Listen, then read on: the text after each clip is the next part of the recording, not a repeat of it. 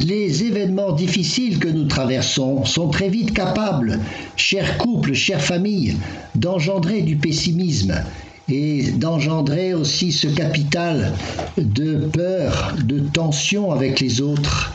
Et là, c'est notre espérance qui peut être atteinte. Voyez bien que le repli sur soi nous menace, alors que nous sommes faits pour vivre heureux ensemble. Alors il est bon que vous fassiez cette pause pour faire de votre couple une priorité, de vérifier votre aptitude à voir le beau et à laisser le jugement de côté. Prenez cette qualité de relation qui veut dire que depuis votre canapé, vous voulez voir que la vie est plus facile lorsque les relations sont en bonne santé. La solution pour nous, elle est à portée de main, il suffit de s'y mettre à tout âge, quel que soit l'état de nos relations. Le remède, chers amis, c'est une attitude foncière de gratitude, d'action de grâce, d'humour. Voilà, il s'agit de choisir de remercier plutôt que de reprocher. On constate que l'on dit plus souvent des reproches que des encouragements. Eh bien, la gratitude, ça consiste à manifester de l'admiration pour son conjoint, à reconnaître, à valoriser ce qu'il est, ce qu'il fait. Et ça a pour conséquence de mieux accepter ses défauts et surtout de se réconcilier avec la vie réelle. Voyez, l'émerveillement, ça consiste à voir régulièrement en l'autre le beau, le bien, le bon. Mais oui, parce qu'ils existent, mais c'est parfois caché. Et si l'autre se résume à une liste de défauts, comment je vais arriver à aimer des défauts, alors qu'il s'agit plutôt d'aimer une personne qui est faite comme moi de creux et de bosses. Beaucoup de couples souffrent de ce manque de reconnaissance. Et alors ils tombent dans l'accusation qui enferme l'autre dans son travers. Est-ce que vous remerciez souvent votre conjoint ? Voilà la vraie question. Remercier, c'est un signe puissant de la vitalité et de la qualité de notre relation. Alors en plus, cela la fortifie.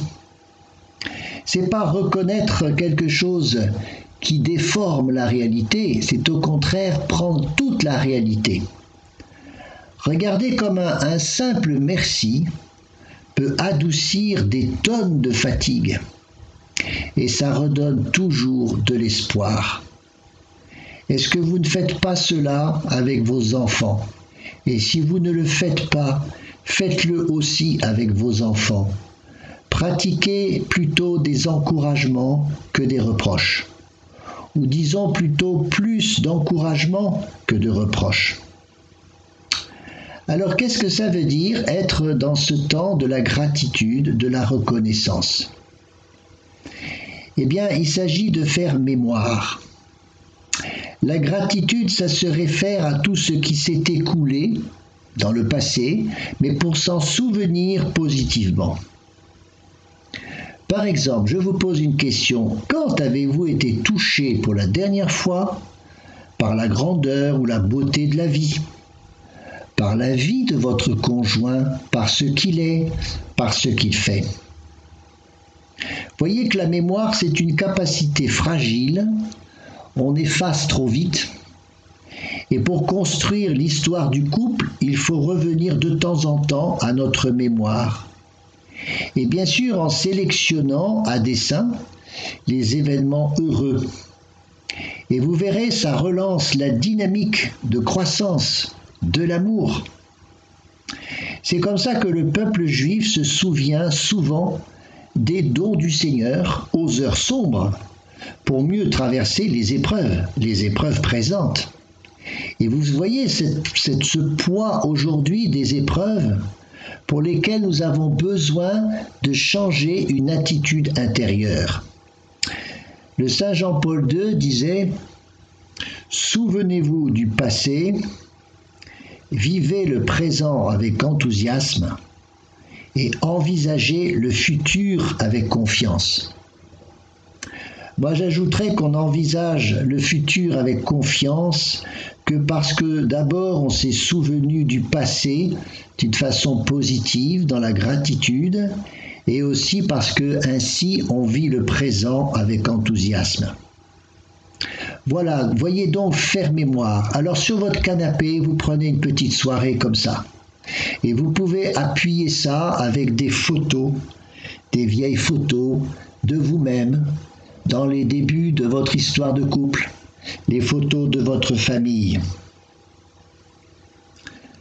Alors il y a aussi une autre façon de faire. La gratitude, c'est pas simplement une attitude psychique, c'est aussi une attitude spirituelle. C'est cette gratitude qui nous entraîne à l'action de grâce pour le donateur, mais en reconnaissant les dons. C'est plus facile de louer le Seigneur en s'appuyant sur des choses concrètes, des images, des paroles qui ont été belles, avec des remerciements pour son conjoint, tout simplement pour les années de mariage, pour tout ce qui a été vécu, pour les réussites, mais aussi pour les échecs qui nous ont fait du bien. C'est pas parce qu'il y a des moments difficiles qu'il faut oublier les belles choses, au contraire. Cette action de grâce, vous voyez, ça ouvre à nouveau le cœur.